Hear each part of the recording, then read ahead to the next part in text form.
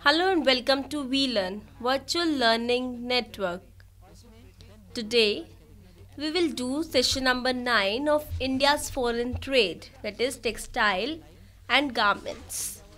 In this session the topics that we cover are introduction, an overview of Indian textile industry, Indian textile export, trends in ready-made garments export, strength and weaknesses of industry, the agreement on textiles and clothing, and future prospects and strategic responses. Now, the introduction part. Now, the Indian textile industry जो हमारी है over the years इतने सालों से contribute कर रही है significantly किसके लिए, हमारी टोटल नेशनल आउटपुट बढ़ाने के लिए, एम्प्लॉयमेंट जनरेट करने के लिए और एक्सपोर्ट एफर्ट के लिए.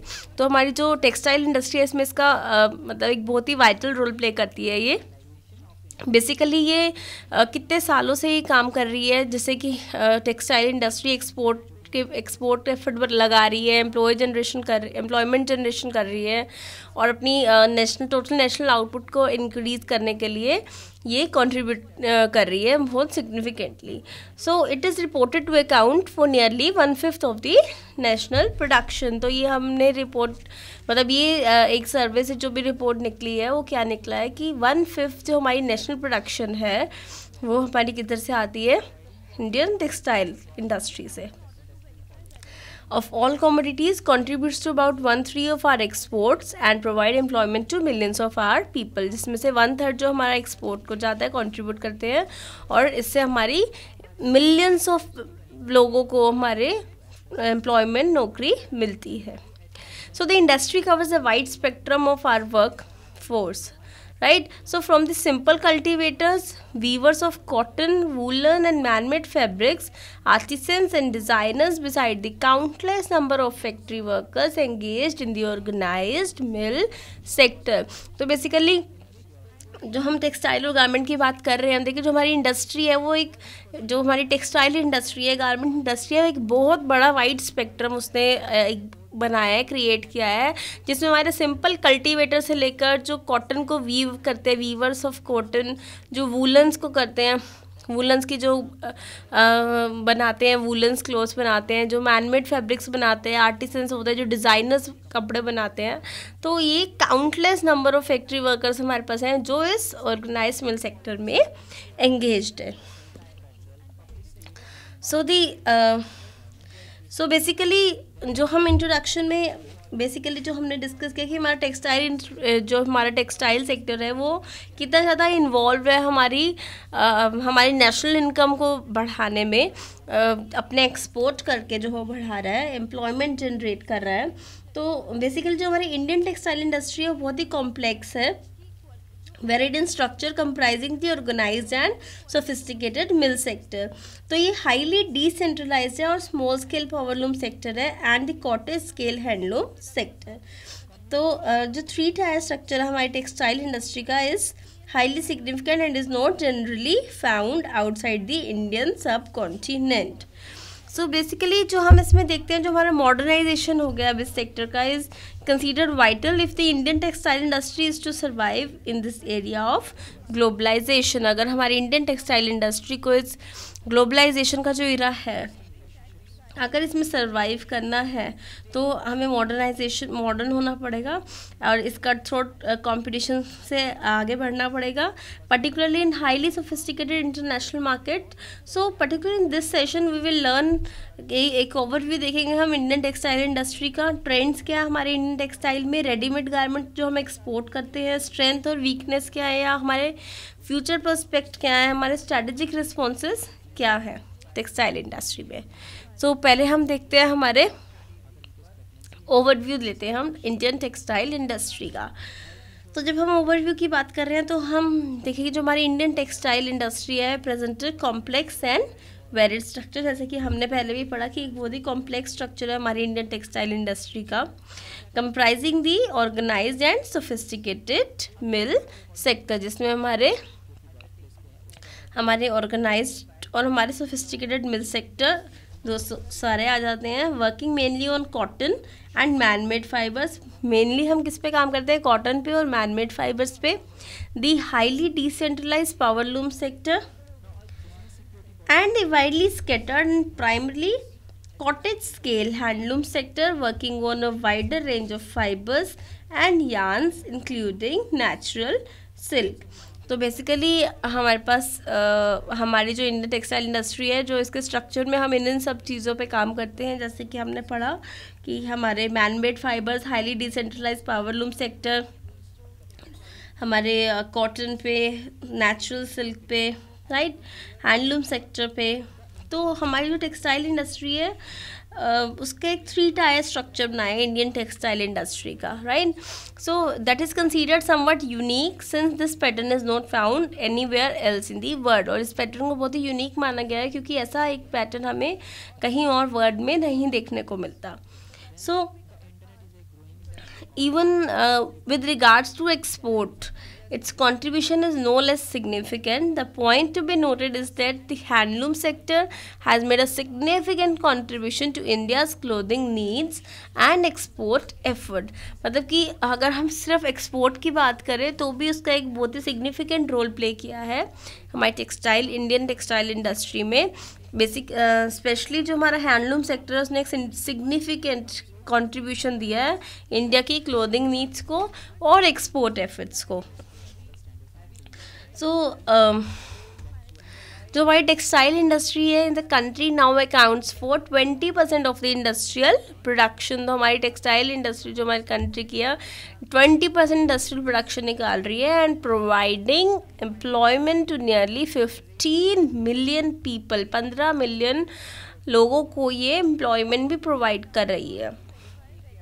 So another significance is that India has the largest area under cotton cultivation in the world today, and this area is expected to grow by 2.4% per annum from the current level of 7.5 million hectares. भाई अभी जो हम cotton cultivation कर रहे हैं अभी हम 7.5 million hectares पे कर रहे हैं और आने वाले टाइम में एक्सपेक्टेड है कि 2.4% और इंक्रीमेंट होगा और इंक्रीज होगा पर एनम से, पर साल के हिसाब से.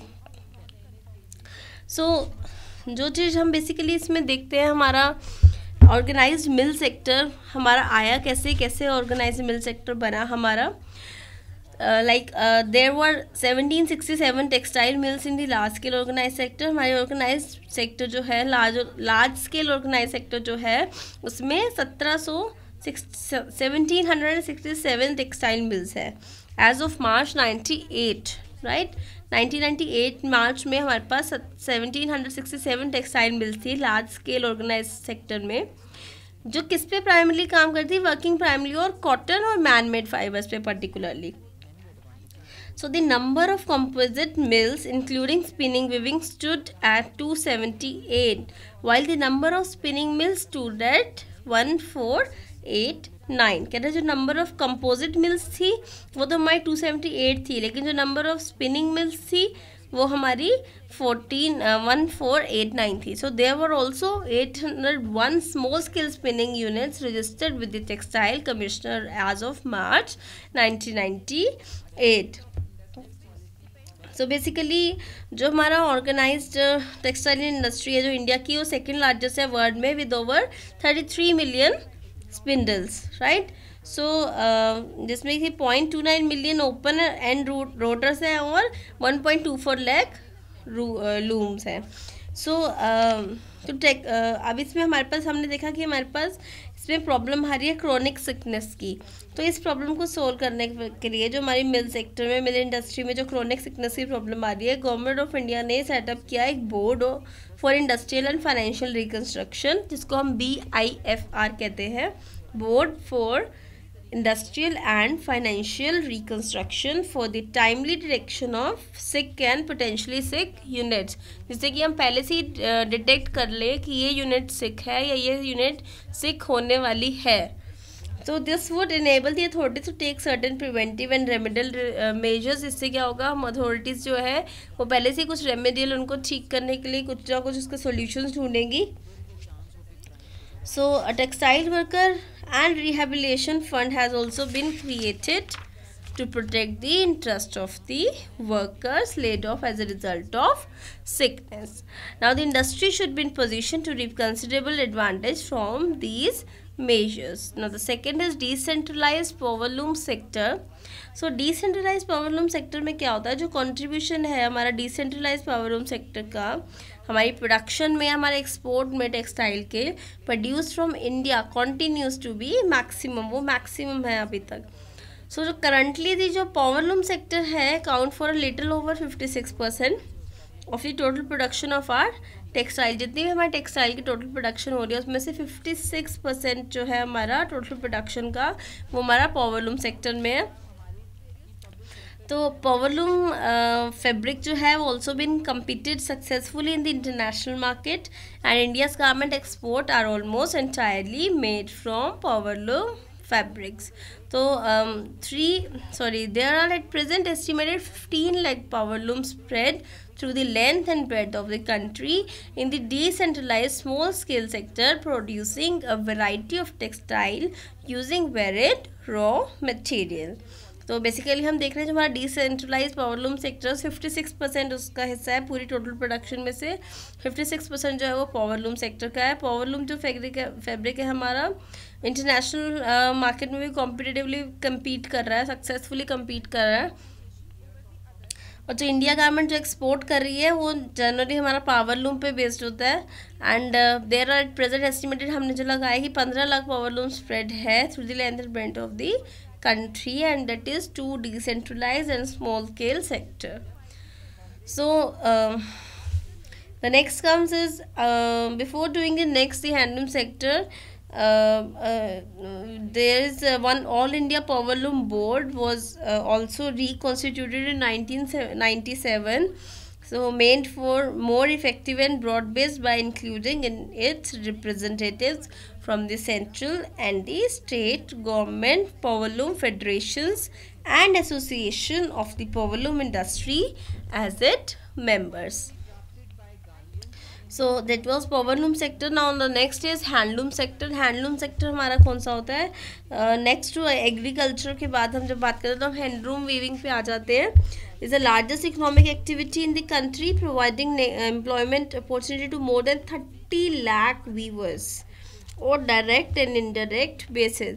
भाई एग्रीकल्चर के बाद हैंडलूम सेक्टर एक ऐसी इकोनॉमिक एक्टिविटी है जो हमें हमारी कंट्री में 30 लाख से ज़्यादा एम्प्लॉयमेंट प्रोवाइड कर रही है डायरेक्टली और indirectly. So the production of handloom fabrics in the country has witnessed a steady increase over the years. So the sector contributes to about 23% of the total cloth production in the country and also substantially to the export effort. So although cotton is the basic raw material, the handloom sector is gradually increasing its utilization of non-cotton yarns.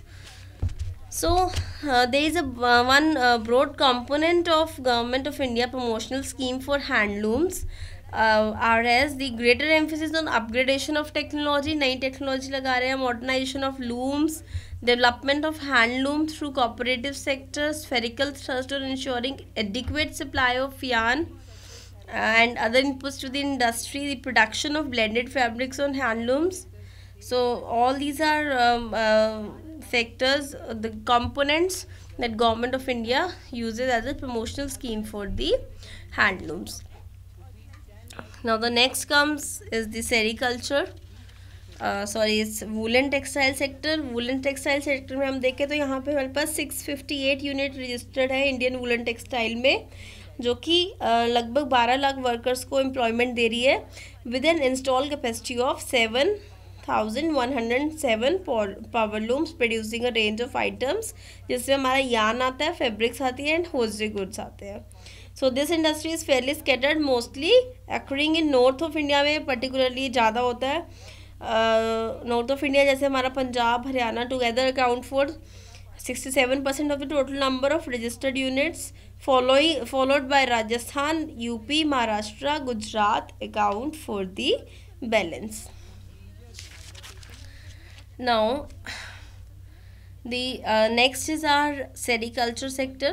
sericulture sector में हमारा क्या आ जाता है, basically जो India rank second only to China in the production of natural silk की जो production है उसमें इंडिया, चाइना के बाद इंडिया का नंबर आता है. It has also the unique distinction of being the only country in the world to produce all the 4 variety of silk. एक ऐसी कंट्री है, यूनिक डिस्टिंक्शन है कि हमारी कंट्री की हम चारों तरीके की, चारों वेराइटी की सिल्क को प्रोड्यूस कर सकते हैं. चारों कौन कौन सी? Mulberry, tasar, eri and muga. तो चारों टाइप की हम लोग सिल्क प्रोड्यूस कर सकते हैं. Among the 4 variety produce in the country, mulberry alone accounts for 91.7% of the total raw silk production in the country. Now the next comes, now there are some schemes for the accelerated development of the textile industry. The first is integrated sheep and wool development project, right? Basically this is for woolen sector. So the second is integrated angora rabbit development project. The third is machine sharing cum training project. The fourth is industrial service center. The fifth is area based project for wool and woolens development. And the sixth is marketing intelligence. So these are some of the scheme जिससे कि हम अपनी textile industry को और accelerate कर सकते हैं, speed up कर सकते हैं, जल्दी से वो डेवलप्ड हो, राइट. तो द नेक्स्ट आ जाता है हमारे पास इंडियन टेक्सटाइल एक्सपोर्ट. अब इंडियन टेक्सटाइल हम यहाँ से कपड़ों का एक्सपोर्ट करते हैं. तो इंडिया क्या है, एक ट्रेडिशनल एक्सपोर्टर है टेक्सटाइल का टू वेरियस ग्लोबल मार्केट. बहुत सारे ग्लोबल मार्केट में हमारा कपड़ा जाता है. Exporter of textile to various global markets. तो fact that it has not been able to keep pace with the technology changes occurring in the textile industry abroad has posed certain problems to the export effort of this industry in the recent years.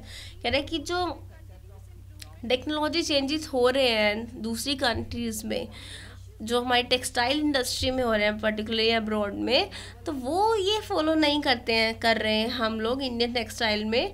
तो जिसकी वजह से हमारे export में problems आ रही हैं. तो government of India has therefore provided priority attention to the task of technological upgradation. तो हमारी गवर्नमेंट ऑफ इंडिया को ध्यान देना चाहिए कि हम टेक्नोलॉजिकल अपग्रेडेशन कर सकें to enable to meet effectively competition in the overseas market, ताकि हम ओवरसीज़ मार्केट में इफेक्टिवली कॉम्पिटिटिव रहकर मतलब कंपटीशन में आगे जा सकें.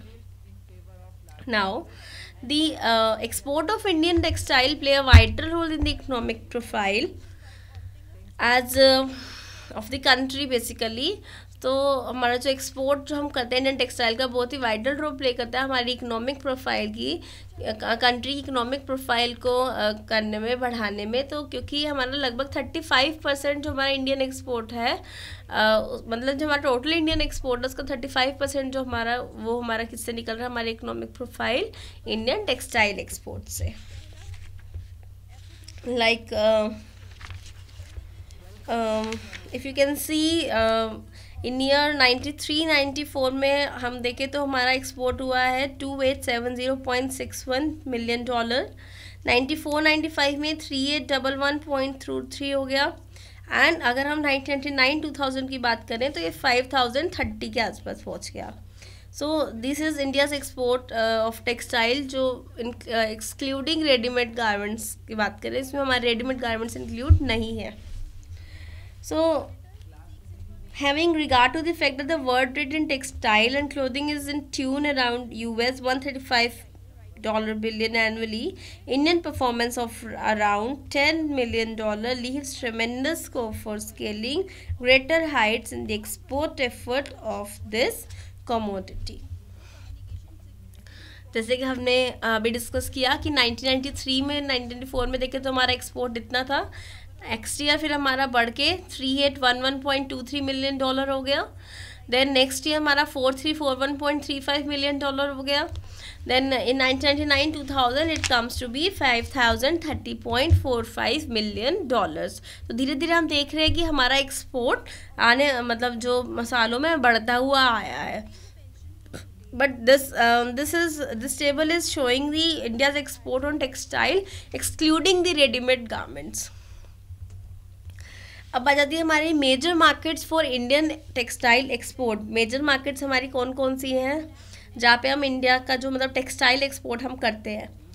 तो US, UK, Germany, UAE, Italy, Hong Kong, Korea, ये हमारी मेजर मार्केट्स हैं। तो अगर हम इसमें देखें, यूएस में हमने 96-97 में 748.98 मिलियन इतना हमने मिलियन डॉलर इतना हमने किया एक्सपोर्ट। 97-98 में भी लगभग इतना ही रहा, 98-99 में भी लगभग इतना ही रहा, 99-2000 में बढ़कर 8082 हो गया। ऐसे सेम विद दी यूके, 97 में 415.20, 97-98 में थोड़ा सा कम हो गया, 403.7। तो बेसिकली हम देख रहे हैं this is despite the fact, जैसे कि हमने देखा कि जैसे ये कंट्रीज हमारी, so despite the fact that developed countries are also called quota countries, that is countries which have curtailed the textile export from the developing world through the instruments of quota on a plea that they have to safeguard the interest of their own domestic textile industry against low cost imports. Now this is showing the trends in readymade garments export. अभी तक हमने जो graph पीछे पढ़ा था उसमें हमने readymade garments को नहीं इंक्लूड किया था, तो ये हमारा रेडीमेड गारमेंट का एक्सपोर्ट दिखा रहा है। जैसे कि हम देख रहे हैं कि 93-94 में हमारा एक्सपोर्ट था 2583.41, 94-95 में 3282.83 मिलियन डॉलर हो गया, देन 95-96 में फिर बढ़ के ये 3681.04 मिलियन डॉलर हो गया, एंड फाइनली 99-2000 में ये 4807.92 मिलियन डॉलर हो गया। सो this is the trend that showing the readymade garments export, जो हम कैसे कर रेडीमेड गारमेंट का एक्सपोर्ट कैसे हो रहा है। तो again this is also increasing. So कह रहा है कि जो इंडियन गारमेंट एक्सपोर्ट सेक्टर है maintained study growth over the years, एक स्टडी ग्रोथ इसको मिल रही है इतने सालों से। A number of reasons have been mention for the escalating export from the industries के पीछे बहुत सारे नंबर ऑफ रीजंस है।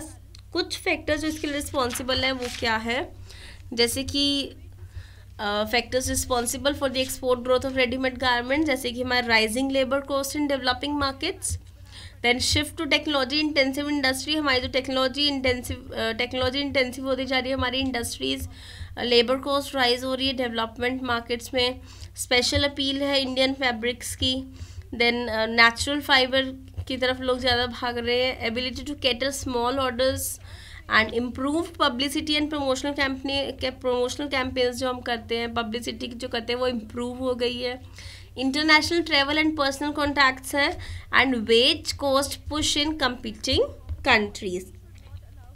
So these are some of the factors that are responsible for the export growth of ready-made garments. Now the next is major markets for India's export of ready-made garments.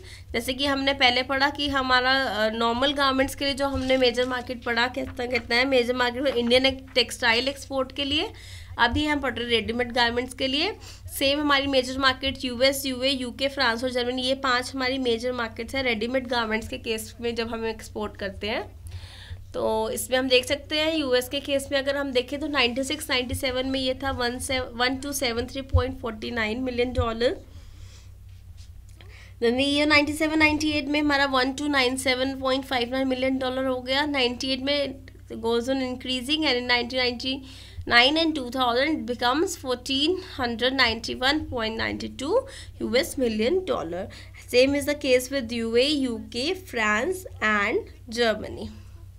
Right अगर हम Germany में देखें तो हमारा Germany में पहले हमारा 429.27 था, देन आने वाले सालों में घटता जा रहा है, इसे 380.36 हो गया, फिर उसके बाद फिर थोड़ा सा बढ़ा और फिर 99-2000 में 321.84 फिर कम हो गया।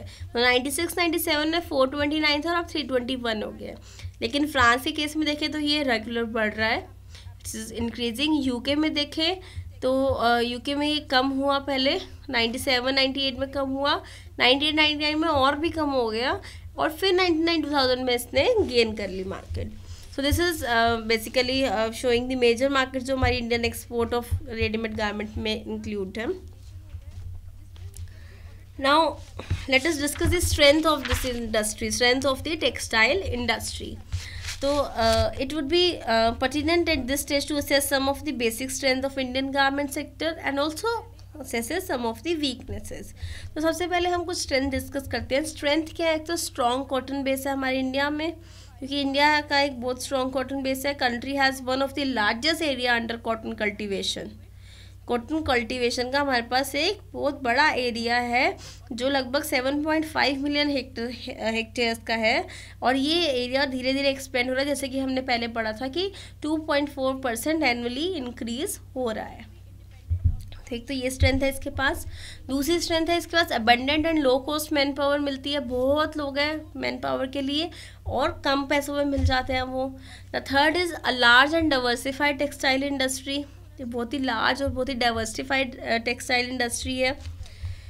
Then it's creativity of Indian craftsman, weavers and entrepreneurs. जो क्रिएटिविटी हमारे इंडियन वीवर्स की, particularly in the handloom and decentralised problem sector, has obtained the admiration of Western designer who often visit India to buy fabrics or to get the garments made according to detailed specifications. So many of the later departmental stores abroad are known to have got some of their garment fabrication done in India, although they may ultimately give their own labels to the clothing so manufacture. भाई हमारे जो Indian craftsman की, Indian viewers है, इतनी creativity है उनके अंदर कि फॉरेनर्स भी, मतलब फॉरेन से भी लोग आके, जो वेस्टर्न डिज़ाइनर है वो यहाँ से फैब्रिक खरीद के जाते हैं, उनके अकॉर्डिंग बनाते हैं, लेकिन वहाँ पे वो अपने नाम से उसको बेचते हैं.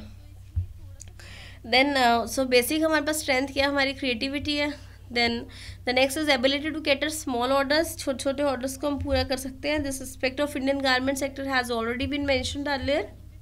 The next is liberalise policies of the government of India. और हमारी गवर्नमेंट ऑफ इंडिया ने जो हमें लिबरलाइज पॉलिसीज दी है, ये एक हमारे पास बहुत बड़ी स्ट्रेंथ है हमारी टेक्सटाइल इंडस्ट्री की. Now, as the industry suffers from certain inherent weaknesses which has been responsible for its apparent inability to capitalize on many of its advantages, like क्या weaknesses है हमारी इंडस्ट्री की? डिसेंट्रलाइज स्ट्रक्चर है सबसे बड़ी disadvantage, right. Then decentralise structure basically मतलब एक honour, एक हाथ में सब कुछ नहीं है, तो डिसेंट्रलाइज, सब अपने लेवल पे डिसीजन ले सकते हैं. देन ये एक ओल्ड और आउटडेटेड मशीनरी का यूज़ कर रहे हैं हम अभी भी, ये हमारी एक वीकनेस है. Then shortage of trained manpower हमारे पास कम है.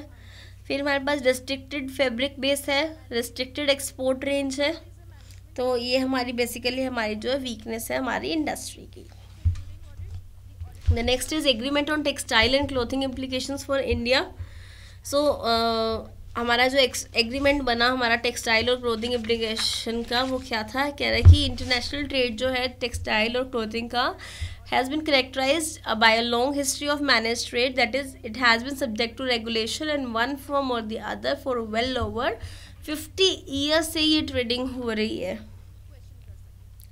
Now since the first voluntary restraint, जो पहला हमने restraint लगाया, जो कोटा बनाया हमने, was negotiated by the USA on Japanese textile exports in 1935, that there has been large number of national and bilateral and international rules governing the trade in textiles and clothing, which culminating in 1974 with the agreement regarding international trade in textiles or multi-fiber agreements, that is MFA. तो ये किस पे, इसका जो framework था, मतलब जो हमने नेगोशिएट किया within the framework of GATT, that is general agreement on tariff and trade. So although the statement of objective relating to the MFA is full of noble intention. जो हमारी statement objective जो है हमारी MFA की, वो क्या हमारी Nobel intentions बताती है. In effect it permitted the developed nation to regulate export of textile and clothing from the developing countries on real or immediate threat of market disruption. तो जो हमारा MFA है, that enabled the importing countries to impose quota restraints, उसने हमारी country पे Kota restaurant लगाया कि हम इससे ज़्यादा एक्सपोर्ट नहीं करेंगे on selective basis while at the same time permitting almost unrestricted trade among developed nation। और उसी सेम टाइम पे अनरेस्ट्रिक्ट कर दिया, रिस्ट्रिक्शंस हटा दी उन डेवलप्ड नेशन से ट्रेड करने में। तो जो हमारा फॉर्मर डायरेक्टर थे हमारे गैट के मिस्टर आर्थर डंकल, उन्होंने क्या स्टेट किया कि जो मल्टी फाइबर एग्रीमेंट है वो एक मेजर डेरोगेशन है हमारी from the non discriminatory principle. वो क्या है, it permit safeguard action to take against individual supplier, एक सेफ गार्ड एक्शन लेना किसके अगेंस्ट, इंडिविजुअल सप्लायर के, who are neither dumping nor subsidizing their exports essentially by means of bilateral agreements but also in some cases by unilateral action. Now for India, the quota regime for textile and garment under the MFA had following identify adverse consequences। अब हमारी जो regime जो हमारी कोटा जो उन्होंने बनाया MFA ने के अंडर जो बना उसके कुछ adverse consequences भी है, उसके criticism भी हैं। वो क्या है, हमारे जो हमारी ग्रोथ है in production of textile including clothing in the exporting countries had been virtually pegged to the growth in domestic demand plus whatever share of the growth of demand in developing nation is allocated to import, and a continuous pressure was exercised on the size of quotas granted to major exporting countries in order to make room for new exporter among the developing countries. So again generally negative impact was present on the economic growth rate। एक negative impact पड़ा हमारी economic growth rate पे developing countries की, जिसके result से क्या हुआ, constraint हमने लगा दिए especially their ability to specialize more fully on those products in which they have greatest comparative advantage, and a continuous adverse effect was also exercised on investment opportunity पे भी हमारा एक adverse effect लगा इन दी textile में जो हम कर रहे हैं, क्लोथिंग सेक्टर में कर रहे हैं अपनी डेवलपिंग कंट्रीज में, जिसके रिजल्ट से क्या हुआ, अनसर्टेनिटी क्रिएट होगी by the threat of imposition of new Kota's. Now the agreement signed in late 1994 is regarded as one of the most significant achievement. So the developed nations seemed at last to have succumbed to concentrated pressure exerted by the exporters from the developing countries in the final round of MTNs. So for India, which has been the forefront of the campaign to end the restrictive MFA quota, India जो forefront पे सबसे आगे थी कि वो MFA quota को हटाएगी, जो restrictions लगी है उसको ख़त्म करेगी for such items, and also pressing for the early adoption of non-discriminatory GATT regulations, the agreement presented a significant breakthrough. So in simple terms में जो हम अगर देखें तो हमारा एग्रीमेंट जो हमने इम्प्लाई किया है was that the MFA quota regime in textile and clothing was phase out in span of 10 years starting from July 1995, and the end of 10 year 10 साल बाद जो हमारा 2005 से trade in this sector will be entirely govern by GATT rules. और 10 साल बाद मतलब 95 के 10 साल बाद 2005 से जितनी भी हमारी ट्रेडिंग होएगी वो गैट के रूल्स के अकॉर्डिंग होएगी, और इसके बाद यहाँ पे कोई कोटा नहीं होगा जो इंटरनेशनल ट्रेड इन टेक्सटाइल को गवर्न करेगा। टैरिफ में exist under the GATT regime but these will be progressively reduced. The tariff structure will also भी ट्रांसपेरेंट होना चाहिए, जो भी टैरिफ स्ट्रक्चर उस पर लगाएंगे ट्रांसपेरेंट होना चाहिए। कैलकुलेशन ये होनी चाहिए कि जो हमारी 50% हमारी total import shall integrated to GATT framework by January 2002, leaving the remaining 49% to be integrated by Jan 2005। So trade in this sector would be existing through the product already subject to quota restriction to the increased by 16%, 25% and 27% respectively. And the most significant feature of this agreement is that it has provided the total elimination of discriminatory quota regime prescribed by the MFA within a specific time frame. सो अब हमारे future prospect क्या है, हमारे strategic responses क्या है, कुछ strategic responses जो हमारी इंडियन एक्सपोर्टर के लिए है वो क्या क्या कंसीडर करना चाहिए उससे, जो हमारी जैसे कि हमने पढ़ा कि टेक्नोलॉजी अपग्रेडेशन होना चाहिए, प्रोडक्ट अपग्रेडेशन होना चाहिए, लेबर प्रोडक्टिव होनी चाहिए, टाई अप करना चाहिए हमें इंटरनेशनल ब्रांड लीडर्स के साथ, ऑफशोर प्रोडक्शन फैसिलिटीज़ प्रोवाइड करनी चाहिए, and growing concern with environmental standards. Now, there are some questions for you now. Enumerate four strengths of Indian garment sector. And the second is the new agreement on textile and clothing is considered beneficial to Indian exporters. Discuss. That's all for today's session. Thank you so much. Happy we learning.